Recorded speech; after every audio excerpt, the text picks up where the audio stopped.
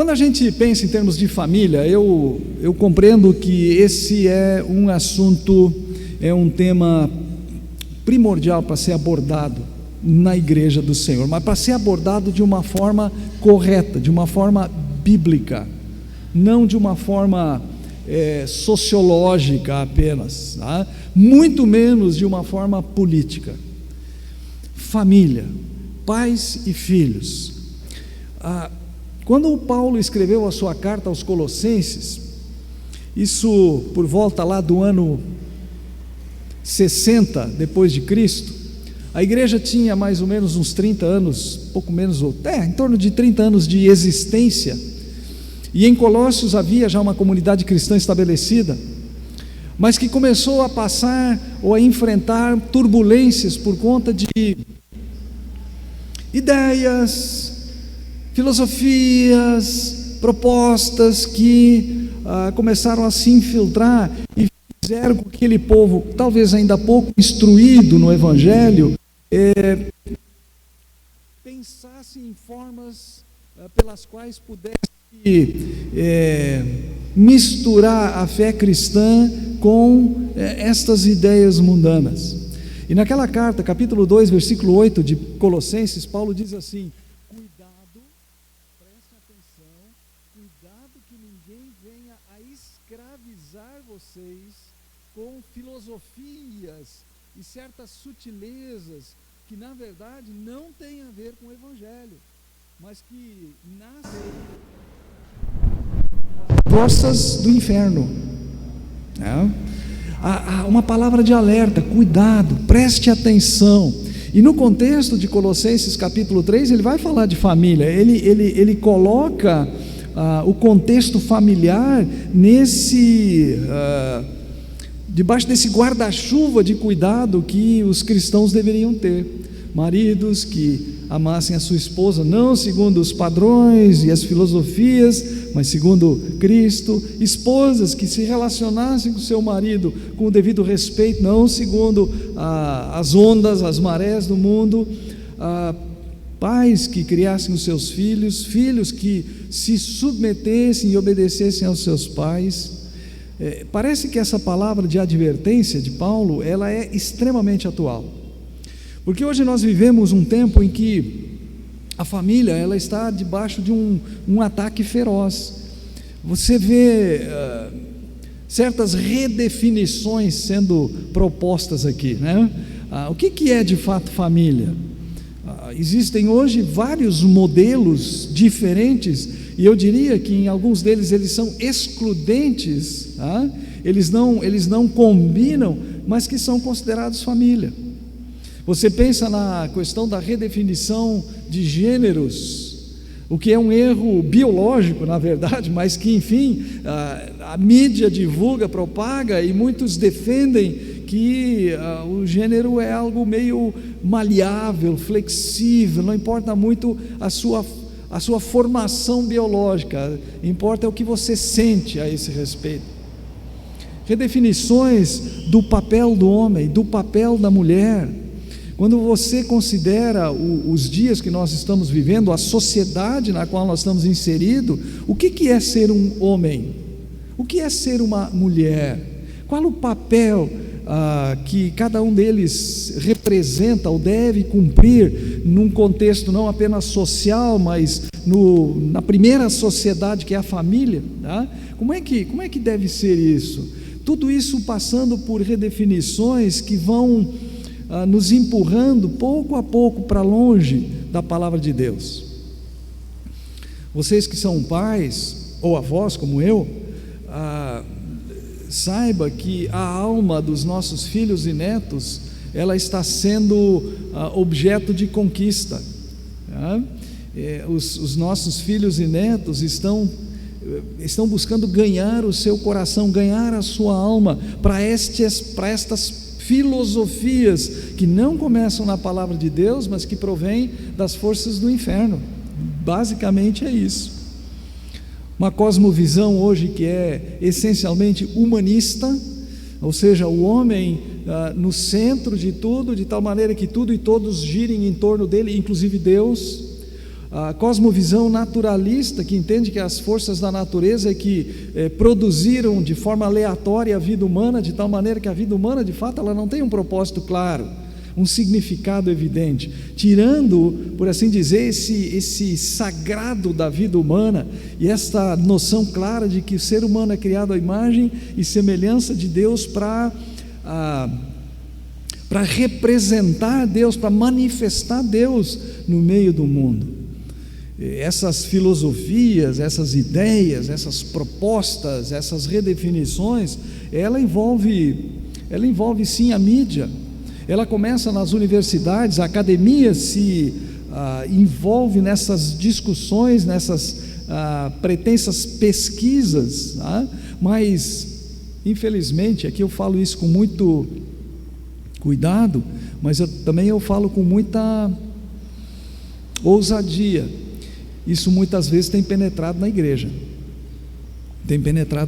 do Senhor, e homens e mulheres, maridos e esposas, pais e os seus filhos não compreendem bem, não entendem bem o seu papel, a sua responsabilidade, não os limites necessariamente no sentido negativo de que não pode sair dos limites, mas os limites no sentido que você tem que ficar dentro desses limites para cumprir então aquilo que Deus pretende por ter criado você e colocado você na condição em que você se encontra.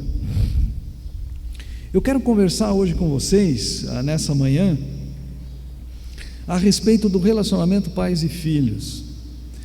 E à luz daquilo que Paulo adverte em Colossenses 2,8, em que a gente deve ter muito cuidado, muita precaução, ficar com o alerta ligado em relação às filosofias que escravizam, que diminuem, que deturpam.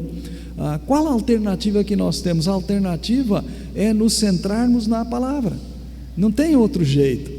É voltarmos sempre de novo para a palavra, buscando aqui na palavra de Deus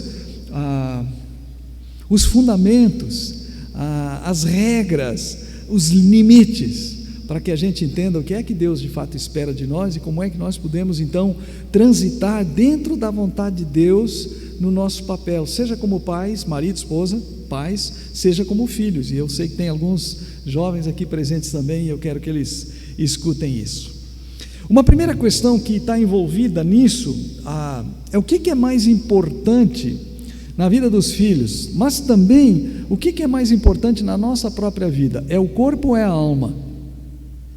Eu tenho feito essa pergunta em alguns contextos e às vezes eu me assusto ao perceber a dificuldade que as pessoas crentes, cristãos, têm de responder essa pergunta: o que é mais importante, o corpo ou a alma? E eu já presenciei pais, mães que, sem refletir muito na pergunta, respondem rapidamente: é o corpo. Mas na verdade, o que de fato importa, o que de fato tem valor, porque tem valor eterno, é a alma. Por isso, o investimento prioritário que nós devemos fazer na nossa vida, e nós como pais, na vida dos nossos filhos, é o investimento na alma, no coração. Isso é importante, isso tem muito a ver com esse clima, esse ambiente que nós vivemos, esse contexto social e cultural na qual nós vivemos. Eu quero recordar com os irmãos aquilo que o apóstolo Paulo escreveu também na segunda carta que ele manda para Timóteo, 2 Timóteo capítulo 3, e você vai lembrar dessa passagem, porque Paulo diz assim: quero dizer uma coisa, nos últimos tempos os dias serão terríveis, serão difíceis, os dias serão extremamente difíceis. E agora Paulo vai dar a razão pela qual os últimos tempos seriam difíceis. Ele diz assim: porque os homens serão, e a primeira palavra que ele usa é egoístas. Mas depois disso Paulo vai agregar, Paulo vai acrescentar algumas características dos homens dos últimos tempos que tem a ver com família. Ele diz assim: os homens serão egoístas, sem amor pela família, irreconciliáveis, ou seja, não dispostos à reconciliação, a ajuste de contas, não dispostos a confessar pecados, pedir perdão, conceder perdão. Ele diz que os homens serão desobedientes aos pais. Será que nós não estamos vivendo os últimos tempos? Parece claro que a natureza humana ela tem se manifestado de forma cada vez mais cruel, cada vez mais insensata, mais maluca, louca, completamente transtornada. Basta você pegar as notícias do dia de hoje, você vai se deparar exatamente com isso. É homem que mata a esposa ou a ex-esposa, é mulher que mata o marido ou ex-marido, é filho que rouba dos pais e que mata os pais, é isso, é os últimos tempos. Agora, por que isso? Porque não temos prestado atenção, e eu estou falando de forma genérica, no mundo, a essas filosofias que escravizam, que controlam o coração, a alma das pessoas, e filosofias essas que não têm a ver com o Senhor, não têm a ver com o Evangelho, que nascem nas forças do inferno. E nós precisamos então nos precaver contra isso. E aqui eu quero lançar aqui um desafio e colocar uma tarefa, uma incumbência clara diante de nós que somos pais e nós que somos avós. Os pais precisam fazer o papel de escudo, de proteção em relação aos seus filhos. Os pais precisam ser o escudo de proteção dos seus filhos, porque na escola, desde muito cedo, eles serão bombardeados por essas filosofias aí. As filosofias educacionais, os programas educacionais, eles estão marchando nessa direção. E à medida que a criança vai crescendo e vai avançando no seu programa escolar, tanto mais ela vai se defrontar com isso. E quando chegar na universidade, ela será facilmente cativada por filosofias que escravizam. Vão aprender o coração com um anzol bem forte e vai conduzir pela vida. Olha como isso é sério.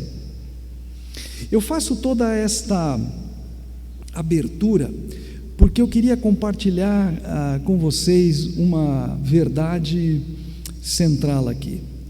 A Bíblia está focada na família, ok? A Bíblia, ela, com raras exceções, ela não é a revelação de Deus através de instrumentos humanos. Não são livros, cartas que são direcionados a um indivíduo. Sim, tem a carta para Timóteo, para Filemon, mas a Bíblia, na sua quase totalidade, ela é escrita para família, seja a família da fé, Israel no Antigo Testamento, a igreja no Novo Testamento, seja para a família no sentido sanguíneo, a família. A Bíblia ela é escrita nesse sentido coletivo, ela está assim centrada na família.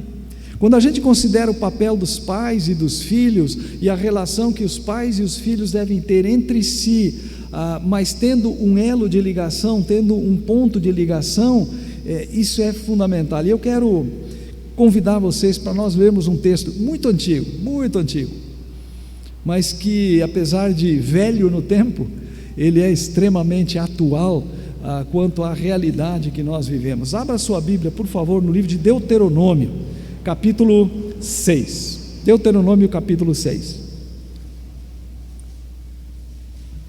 Gostaria de ler com os irmãos os versículos 4 até o versículo 9 desta passagem.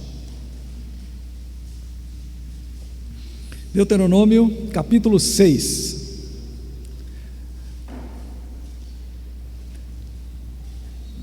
Versículos 4 até versículo 9.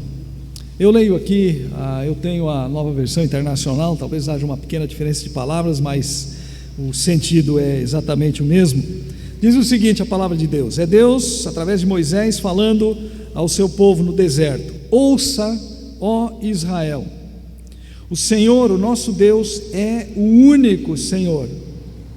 Ame o Senhor, o seu Deus, de todo o seu coração, de toda a sua alma e de todas as suas forças. que todas estas palavras que hoje lhe ordeno estejam em seu coração. Ensine estas palavras com persistência aos seus filhos.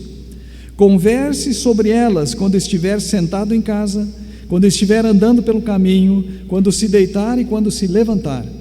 Amarre-as como um sinal nos braços e prenda-as na testa. Escreva-as nos batentes das portas de sua casa e em seus portões. Ouve, Israel, povo de Israel, família de Deus em Israel, ouve. E agora Deus vai dar instruções muito precisas, muito diretas e muito mensuráveis. É interessante isso. Dá para medir, dá para comparar, porque elas são práticas, elas são bem objetivas. Deus dá uma atenção muito especial para a família. Eu quase diria que o plano original de Deus, relatado Gênesis 1, Gênesis 2, dá um valor, dá uma dignidade, dá um propósito para a vida humana, e Deus idealiza o casamento, pais e filhos, ou pais, marido e esposa que terão filhos, como o seu veículo, o seu instrumento para divulgação, para propagação da sua pessoa e da sua verdade, da sua revelação. Nós temos alguns salmos que são maravilhosos. Durante os dias que estávamos tendo o curso, sexta-feira e ontem, eu falei várias vezes a respeito, por exemplo, do Salmo 112, do Salmo 128. São dois salmos que dão um retrato, mostram uma foto, por assim dizer, de uma família reunida ao redor da mesa.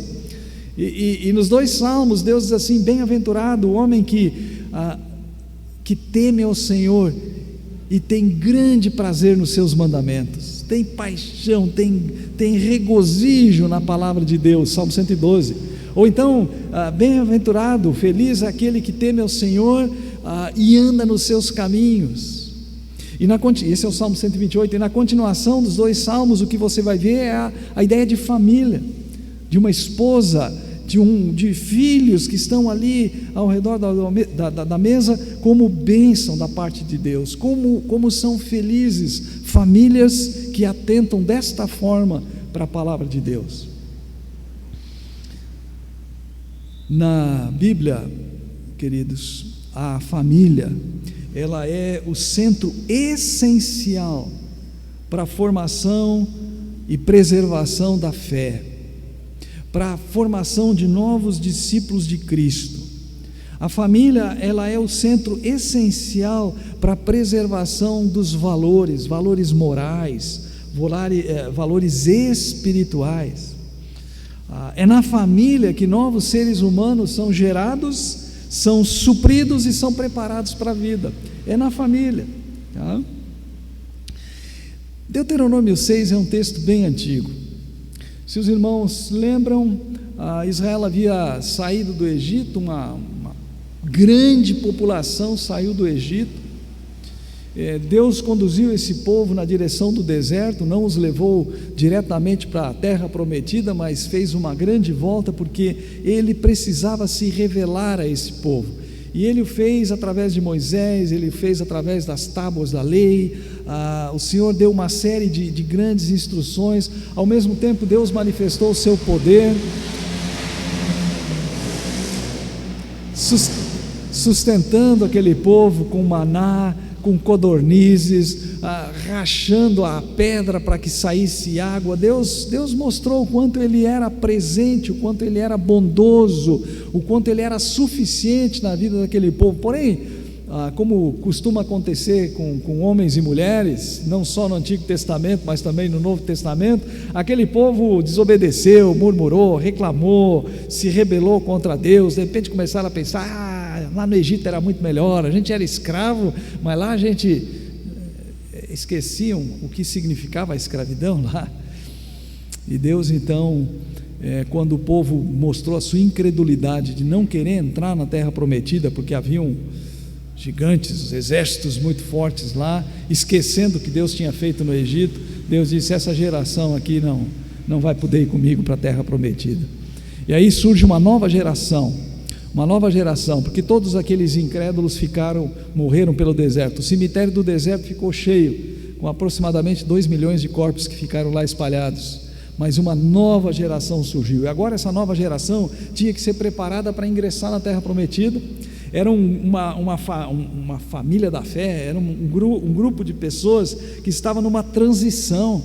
Eles estavam numa situação, por assim dizer, irregular, que é viver peregrinando pelo deserto. Eles iam entrar agora numa situação de conquista e de se estabelecerem numa nova terra, numa nova propriedade terrena. Eles tinham que sair dessa situação emergencial do deserto, de serem supridos por Deus cada dia com maná que caía, para uma outra realidade em que agora eles tinham que trabalhar, eles iam cultivar a terra, eles iam ter que arregaçar a manga agora e realmente produzir, sabendo que Deus haveria, ou tendo a promessa de que Deus ia abençoá-los. E nessa transição de geração e de contexto, eles tinham que ser instruídos. E é aqui que Deuteronômio capítulo 6 cai. Da escravidão agora eles iam para um nível de liberdade. Mas que liberdade é essa? A liberdade de fazer o que bem entende, a hora que quiser, do jeito que quiser? Não, é uma liberdade que tem limites. E quando o Senhor, através de Moisés, se dirige aos representantes, pais e mães dessa nova geração, muito especificamente aos pais aqui, homens, ele estabelece os limites. Olha, você tem que cuidar da sua família, e você vai atentar para a palavra de Deus e vai inculcar isso aí, você vai transmitir isso aqui para os seus filhos, e Deus ensina-os de que maneira eles deveriam fazer isso. Eu quero considerar com os irmãos alguns aspectos bem objetivos aqui desta passagem. A primeira delas é lembrarmos, é olharmos para esse texto e considerarmos que os pais e mães, os pais têm duas responsabilidades que são prioritárias. Primeira delas, amar a Deus e demonstrar esse amor a Deus por guardar a palavra dele. Veja o que diz aí, versículo 5: ame o Senhor, seu Deus, de todo o coração, de toda a sua alma, de todas as suas forças. Lembra que Jesus foi questionado certa vez sobre qual era o maior de todos os mandamentos? A pergunta parece meio óbvia, mas na verdade, quando chega lá no Novo Testamento, os fariseus, que são os que vão questionar Jesus em relação a isso, eles tinham feito um estudo minucioso de todas as leis do Antigo Testamento, todos os mandamentos, e eles reduziram, não é a palavra, eles conseguiram construir um universo de mais de 600 leizinhas, regulamentos, interpretações do que Deus queria. Então, por exemplo, sobre não trabalhar no sexto dia, no sábado, que era o sétimo dia, que era o dia considerado santo, que eles deviam se guardar de qualquer atividade. Eles tinham transformado isso numa série de outras sub-regras. Quantos passos eles podiam caminhar no dia de sábado, qual o tipo de força que eles podiam fazer naquele dia, e coisas desse tipo. Então, quando um fariseu vai perguntar para Jesus qual é o mandamento principal, qual é o maior de todos, Jesus volta para Deuteronômio capítulo 6. Ele diz o primeiro, não o primeiro no sentido de cronologia, o primeiro é no sentido de importância, tá? Qual é o maior dos mandamentos, o principal, o essencial? Jesus disse: é amar a Deus de todo o seu coração, de toda a sua alma, de todo o seu entendimento, com todas as suas forças. Esse é o primeiro deles, esse é o principal, e ele está reiterando isso aqui, ou seja, ele se baseou nisso que está escrito aqui em Deuteronômio capítulo 6.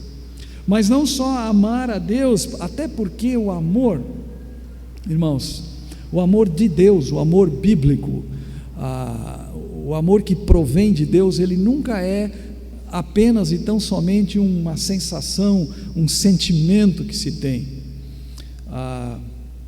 Quando a Bíblia fala a respeito do amor de Deus, muito especialmente no Novo Testamento, ela sempre junta com o verbo amar, ou com o substantivo amor, ela sempre junta um outro verbo de ação.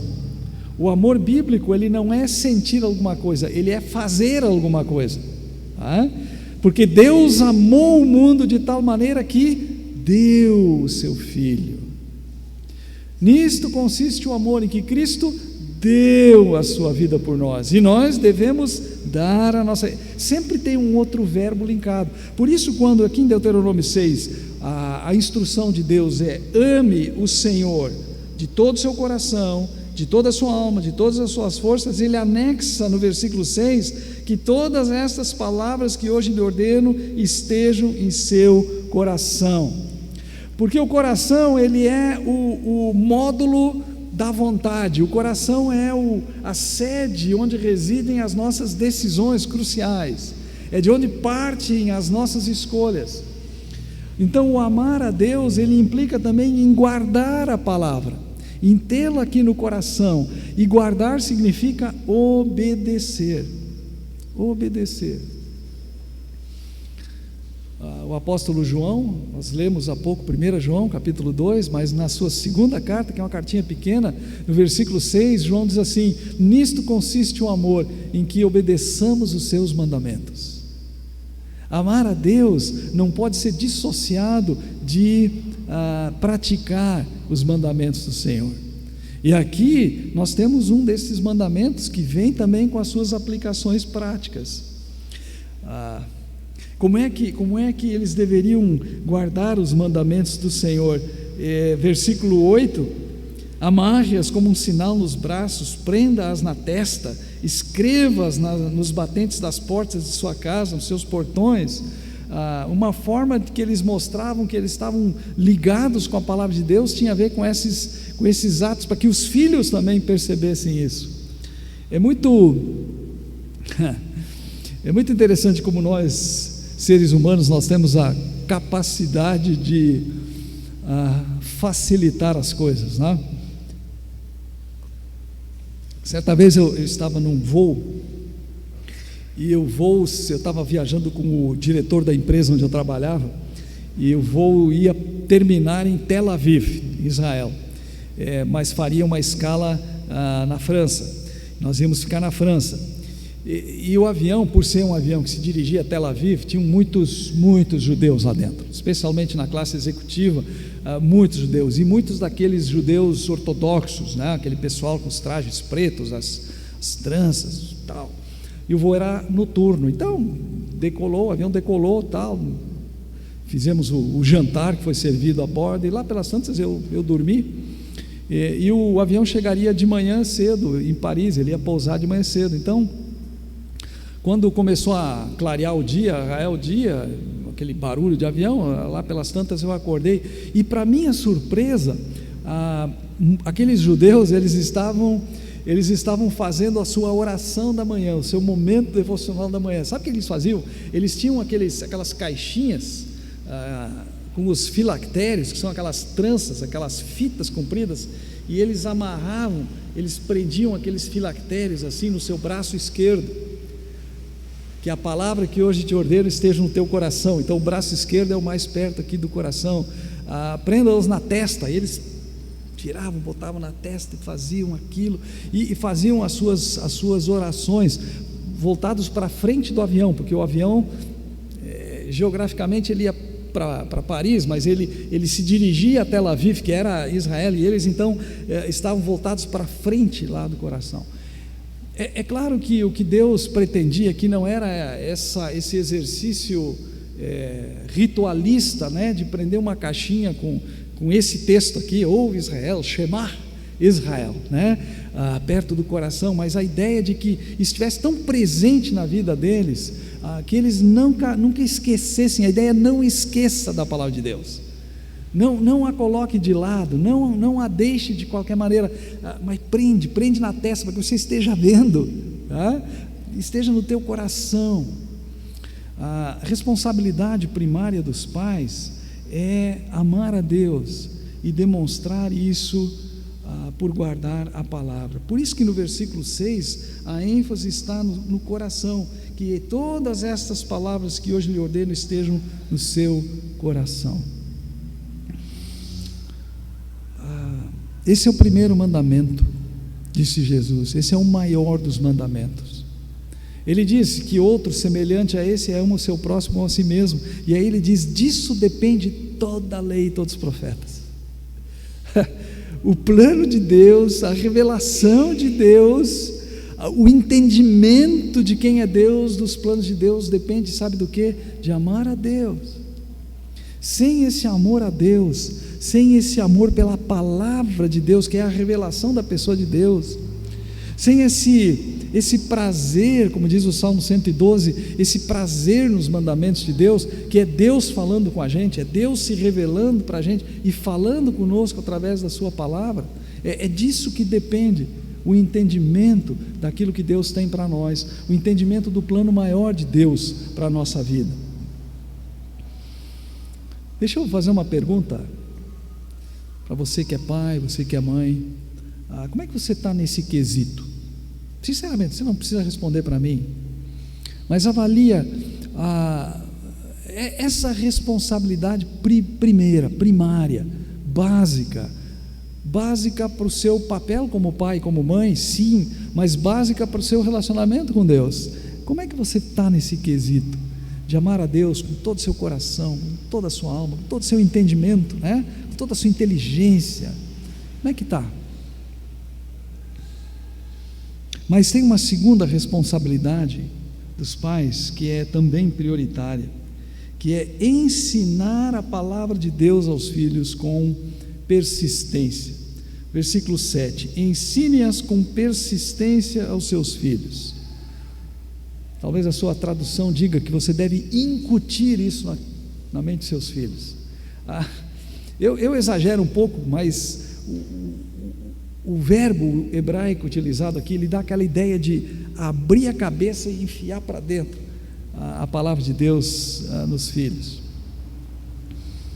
Ensinar aqui, na verdade, esse verbo ensinar, ele tem o significado de gravar, sabe, como o pessoal faz com o gado, né? Que marca o gado para saber esse boi aqui ou essa vaca pertence a esta fazenda aqui. A ideia aqui é gravar a palavra de Deus na mente e no coração dos filhos, é gravar no coração. E o método que Deus propõe aqui, ele é um método repetitivo, um método constante. Ele diz assim: converse sobre elas quando estiver sentado em casa, quando estiver andando pelo caminho, quando se deitar, quando se levantar. É o tempo todo, falando a respeito do quê? De futebol? Falando a respeito de quê? De política? Falando a respeito de quê? Não, é falando a respeito da palavra, é incutindo. Eu tive um professor no seminário que dizia assim: repetitio mater sapientia est, falando em latim, a repetição é a mãe da sabedoria. Fala de novo, e de novo. Aliás, se você já teve filhos pequenos, ou os tem agora, você já contou quantas vezes você disse para o seu pequeno lá de 2, 3 anos: não mexe aí? Já contou? Conta uma vez. Você não vai ter dedo que chega, porque sempre de novo: não mexe aí, não mexe aí.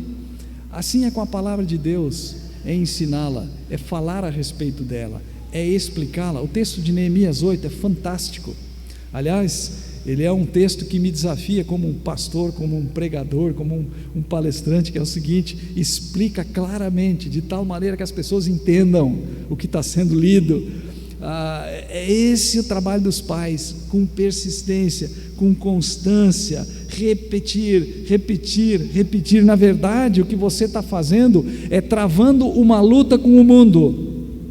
Porque quando você dá um tablet, quando você dá um smartphone, ou quando você liga a televisão e coloca o seu filho e expõe o seu filho a essas coisas aí, o mundo está mandando as suas mensagens repetitivas. Mudam os personagens do desenho animado ou do super-herói, ou seja lá o que for, mas a mensagem, ela é sempre a mesma, subliminar, e ela vem chegando. Quando você fica falando a respeito da palavra de Deus, você está combatendo isso, você está equilibrando esse jogo aí.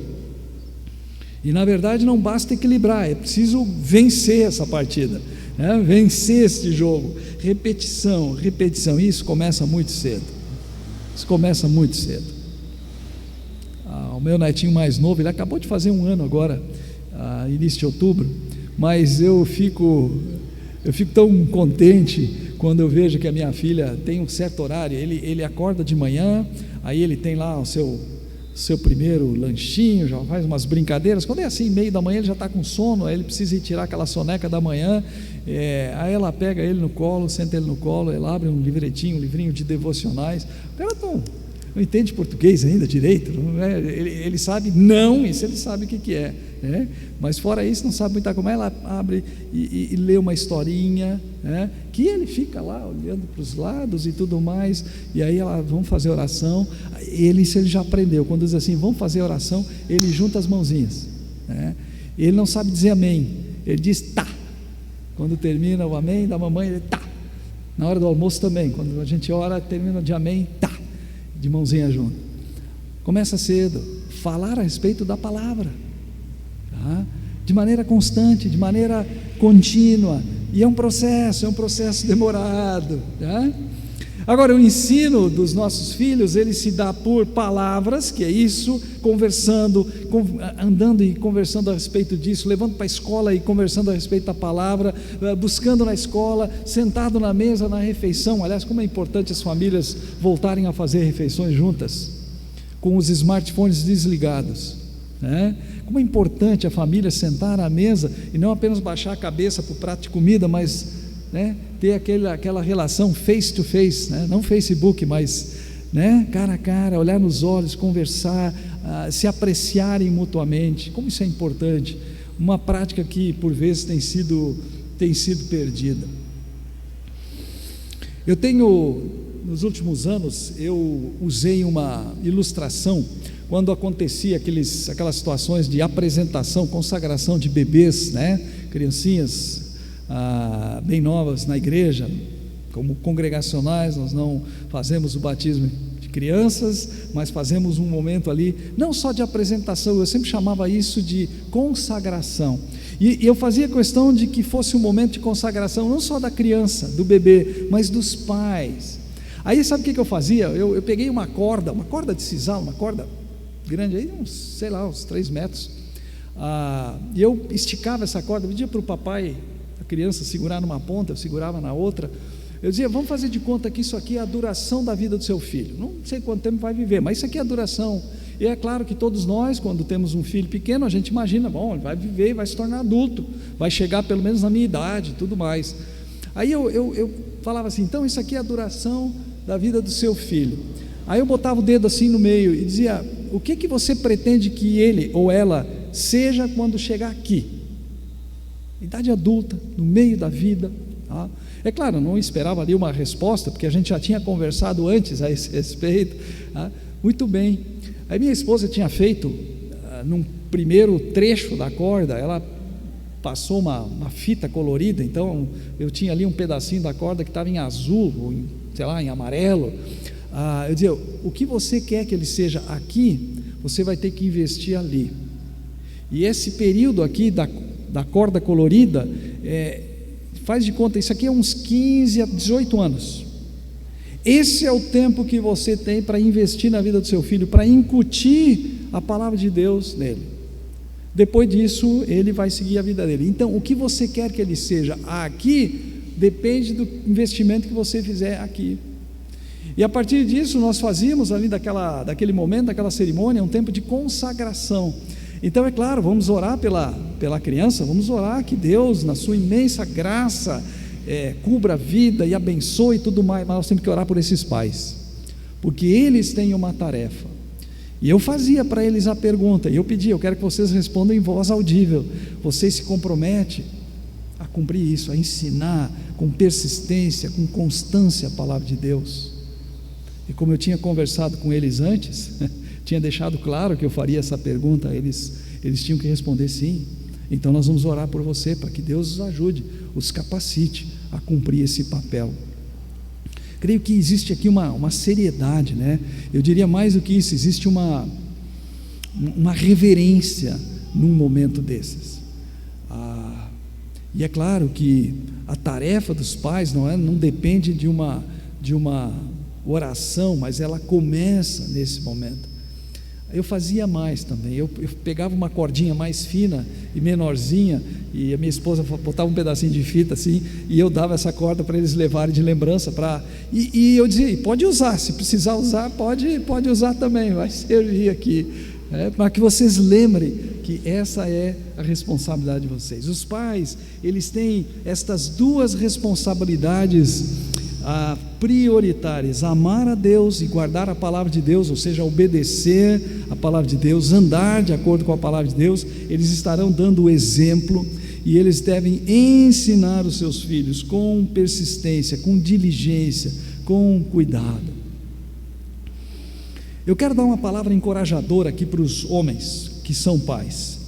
Por favor, abre comigo no livro de Gênesis, capítulo 18, e leia comigo o versículo 19. Gênesis 18, 19.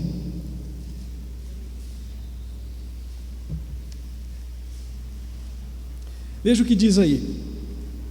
Deus falando com Abraão, ok? Deus conversando aqui com Abraão.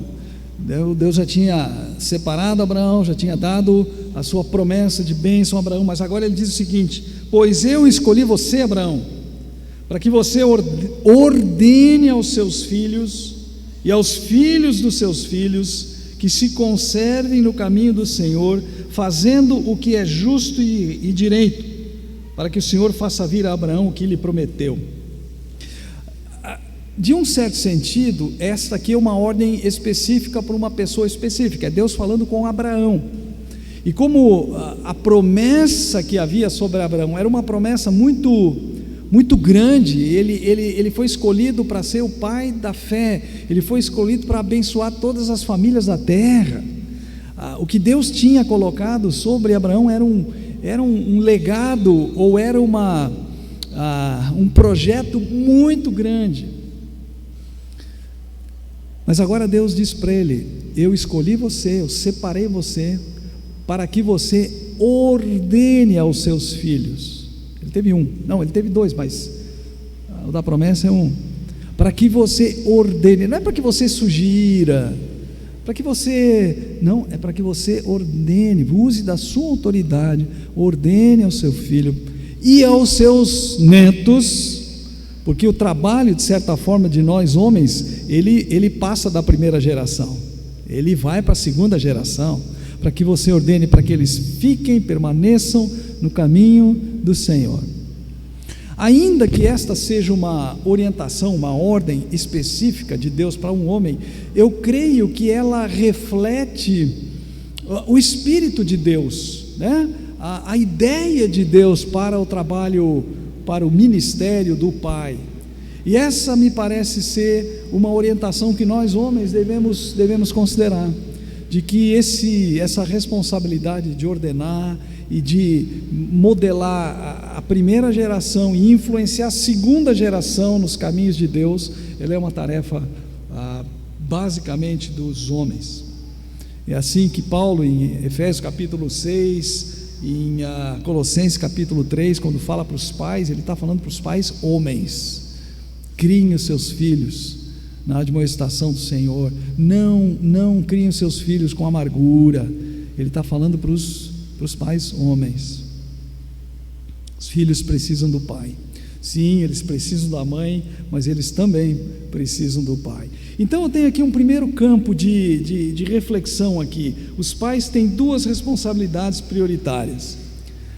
Uma segunda observação que eu queria fazer é que o método de Deus requer a presença dos pais na vida dos filhos. Apesar de parecer uma coisa óbvia, mas influência não tem como ensinar sem o contato pessoal. É preciso o contato pessoal, é preciso a presença física. Hoje nós estamos na época aí do Zoom, do Google Meet e outras ligações de vídeo, tudo mais, mas a presença física ela é fundamental, ela é necessária. Se você não se deu conta, se você não reflete nisso, deixa eu lhe dizer, existem ladrões que roubam a sua influência como pai, como mãe, sobre a vida dos seus filhos. E alguns ladrões são muito claramente detectados. Por exemplo, amigos turminha, especialmente quando eles estão chegando naquela idade da adolescência, em que a influência de grupo é um negócio impressionante, como é forte, e muitas vezes é mais forte do que a influência dos pais. Os smartphones, né, que estão aí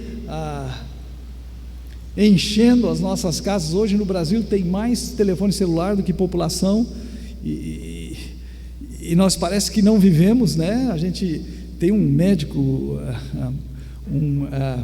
neurocirurgião lá um neuropsiquiatra lá em Atibaia, da igreja, e ele tem detectado, tem dito isso, que já existe uma doença, é tratado como doença a abstinência da telinha. A pessoa não consegue mais viver sem a telinha, sem o contato com a telinha, porque ela começa a ter os calafrios e aquelas, é como alguém que é viciado em drogas e começa e é liberto disso, né, e sai, e é internado, e aí tem aquele período de 21 dias de desintoxicação. Isso já é uma doença, porque as pessoas estão, e os adolescentes especialmente, estão viciados, e não vamos botar a culpa nos adolescentes, não. A culpa é nossa, que estamos permitindo que isso aí aconteça, tá? Ladrões, eu podia citar aqui como ladrões as redes sociais.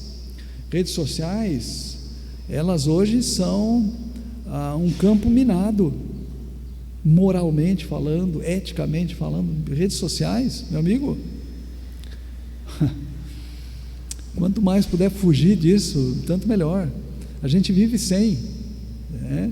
A gente vive sem esse relacionamento virtual. Um estudo feito pelos pesquisadores do setor de psiquiatria da USP, lá em São Paulo,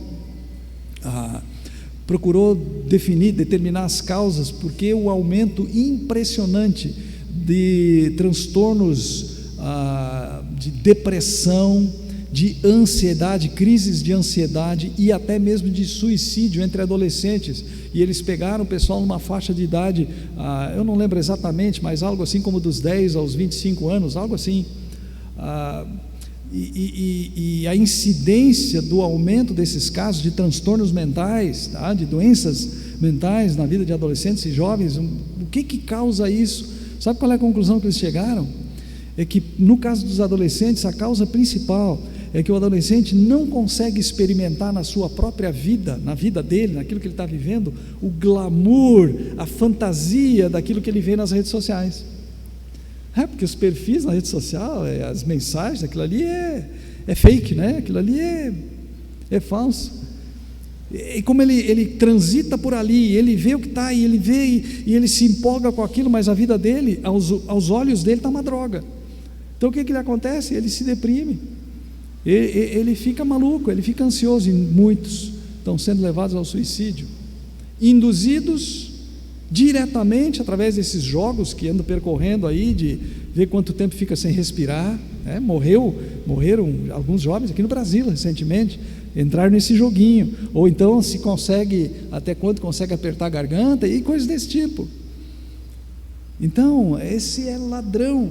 A presença dos pais é importante, uma presença que seja realmente os influenciadores, os influencers aí desse mundo, celebridades.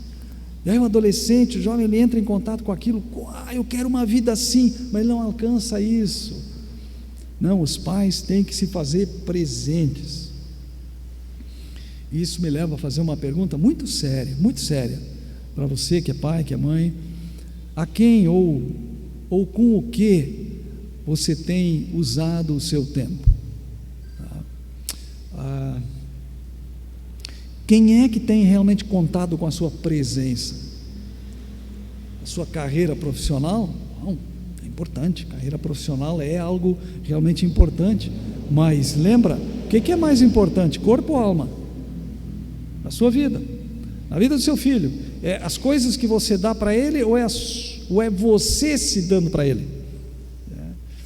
É a melhor escola acadêmica para ter a melhor carreira profissional que você idealiza, ou é a sua presença transmitindo o caráter de alguém que vive a palavra de Deus?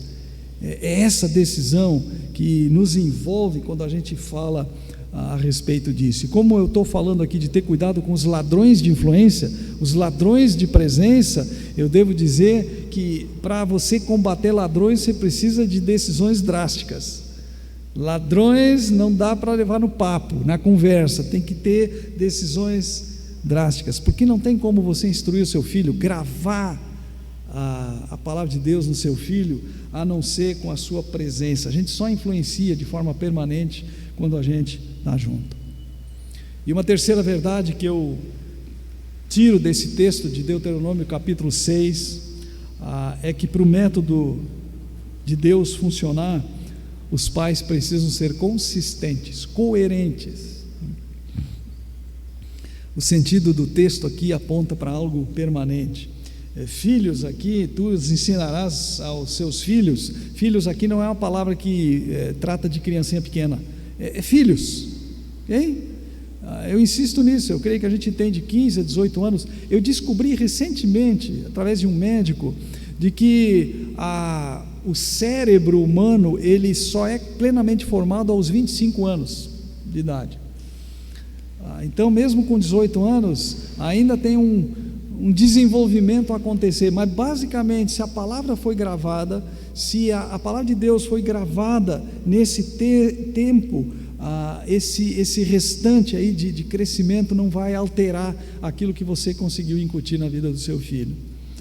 À luz daquilo que nós vemos em Gênesis 18, me parece que esse método de Deus, ele visa influenciar não só a primeira geração, mas até a geração dos netos, e quem sabe até mesmo dos bisnetos, tá?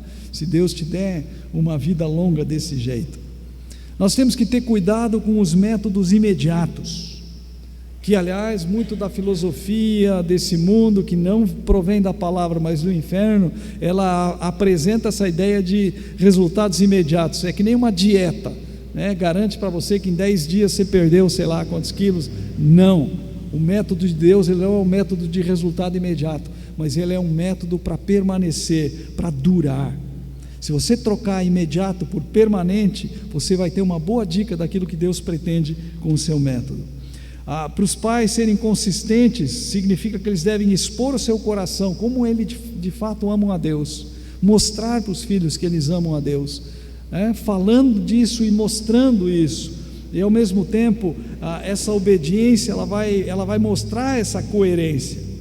Então os pais precisam ver, os filhos precisam ver, os filhos precisam entender esse processo aqui.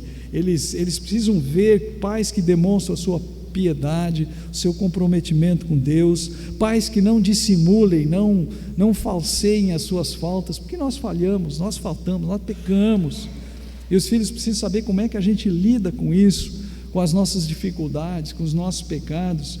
Pais que praticam o devocional em família, pode chamar este culto doméstico, como for, mas pais que liderem o seu lar em torno da palavra de Deus, ao deitar, ao levantar, andando pelo caminho, a ideia aqui de pais que realmente centrem as suas vidas na palavra de Deus, conversas que sejam edificantes, conversas que sejam edificantes, que sejam encorajadoras para os filhos, e não apenas de crítica, de cobrança,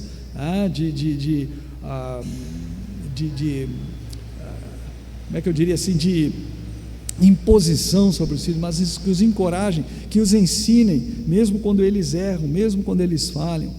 Pais que se envolvam no ministério da igreja e façam isso em família, servindo ao Senhor juntos, conduzindo os filhos por esse caminho de serviço ao Senhor. Veja que é um texto antigo, muito antigo, para uma geração que precisava saber como é que ia viver depois que saísse do deserto, como seria a vida na sua normalidade, Deus criou a família para ser esse centro de preservação e de divulgação da fé, e isso permanece até hoje. Creio que a vontade de Deus não é diferente nos dias de hoje para as nossas famílias do Novo Testamento. Os pais, e aqui eu quero dar uma palavra para os adolescentes jovens que estão aqui.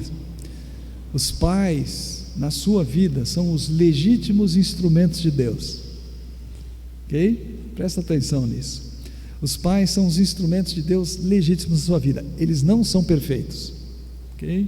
Eles não são perfeitos, eles têm as suas dificuldades, eles têm as suas deficiências, eles pisam na bola sim, de vez em quando, mas eles são os primeiros e os principais instrumentos de Deus na sua vida. Portanto, meu jovem, adolescente, honre os seus pais, ouça os seus pais, obedeça aos seus pais, facilite a tarefa dos seus pais. Vocês viram que eu falei aqui para os pais, e dei, né? Há muitas coisas, há muita responsabilidade, a tarefa é árdua, não pensa que é fácil, ela é árdua. Você como filho, você é uma bênção na vida do seu pai e da sua mãe, mas você pode ser uma bênção ainda maior, se você realmente se submeter a eles, e ajudar, e favorecer o trabalho deles, de instruir você. E lembra, a instrução é enfiar a palavra de Deus, para que ela comece aqui na mente, né? Ela chegue aqui na mente, e aí ela faça aquele longo percurso de uns 30 centímetros mais ou menos, até chegar ao coração, e influenciar a sua vida para o resto dela, para o resto da sua vida. Eu penso que o que Deuteronômio 6 expõe para nós, e expôs para o povo lá no Antigo Testamento, é nada mais, nada menos do que um projeto de vida. Esse é um projeto de vida, um projeto de vida que tem as suas lutas, tem as suas dificuldades, mas que é uma grande alegria quando ele se cumpre.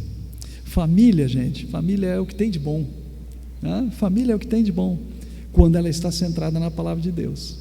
Porque se a gente permitir que as filosofias escravizadoras, lá de que Paulo fala, elas entram aí no nosso meio, aí gente, aí o conflito está feito, aí eu tenho choque de gerações, aí eu tenho filhos que desobedecem aos pais, pais que não têm amor pela família, falando aqui, estou citando 2 Timóteo capítulo 3, mas quando a gente centra na palavra, e fica na palavra, e ouve a palavra, e obedece a palavra, e faz desse manual de vida, o nosso manual de vida, e nós aplicamos isso na nossa vida, nós podemos contar com certeza, do favor, da bênção de Deus. Eu citei Salmo 112, Salmo 128, feliz ou bem-aventurado o homem que teme ao Senhor e tem grande prazer nos seus mandamentos. Sabe que essa palavra feliz ou bem-aventurado, que começa os dois salmos, ela é a mesma palavra que começa o Salmo 1. A primeira palavra do Salmo, sabe qual é? Bem-aventurado o homem que não se assenta na roda. Cantamos o hino aqui. Essa palavra feliz, ela não tem a ver com felicidade padrão Rede Globo, ok? É uma palavra que os judeus traduziram para um termo Makarios. Interessante essa palavra Makarios, bem-aventurado, ela tem algo a ver com alegria, não? Alegria. Ela significa basicamente que alguém que teme ao Senhor, que obedece os seus mandamentos, que anda nos seus caminhos, é alguém afortunado, abençoado, agraciado pelo Senhor. É como se a gente pensasse assim: eu estou andando no caminho do Senhor porque eu temo o Senhor, eu quero andar nos seus caminhos, que Deus vai dar uns empurrãozinhos assim, e ajuda, e abençoa. Você quer ser uma família feliz? Busque ser uma família abençoada, e para ser uma família abençoada, centralize-se, centrem-se na palavra de Deus.